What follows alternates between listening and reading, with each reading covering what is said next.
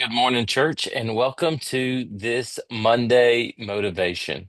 This week, I was particularly touched by the question that Chambers asked in the August 16th devotional that he titled, Does He Know Me? I guess in life, the question can become, Do you know Jesus? But even more so, does he know you?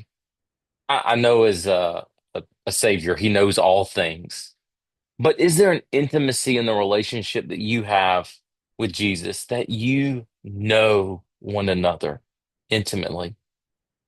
Chambers comes to the heart of that question by asking three kind of rhetorical questions, given three illustrations of three individuals in scriptures at the end of the Gospel of John who all had a series of either failures or doubts that caused Jesus to know how to interact with them. The first one was that of Mary Magdalene when Chambers asked, Does he know me when I have failed to know him? And he talks about that pivotal moment in the garden where Mary is so upset because the tomb is empty and she wants to know where her Savior is. And Jesus comes and he walks up to her and says her name, Mary. And when Mary hears her name from the lips of her Savior, she knows that he knows her. Just a chapter later, Thomas, the disciple, is in pure doubt about who Jesus is. And the question that Chambers asks, does he know me when I have stubbornly doubted? And it was in that situation with Thomas that when Jesus walks up and touches Thomas, that Thomas declares, My Lord and my God. And then finally, the story that we so often know of Peter when Peter comes to Jesus, or when, better yet, when Peter denies Jesus three times.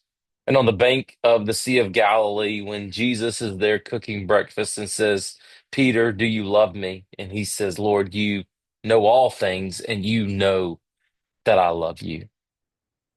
Chambers ends the discussion by asking this: Do I have a personal history with Jesus Christ?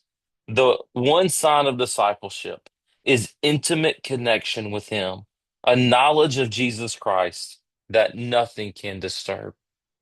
My prayer is that today, in the midst of this very rhetorical question of does He know me, that you can ask that question: Do I intimately know my Savior's voice?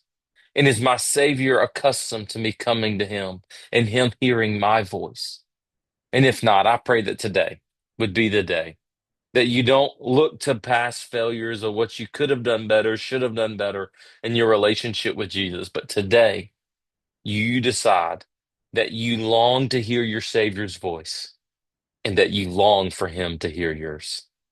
Hey guys, I pray that you continue on the journey. And I pray that this week that you're encouraged by knowing that you're giving your utmost for his highest. Talk to you later.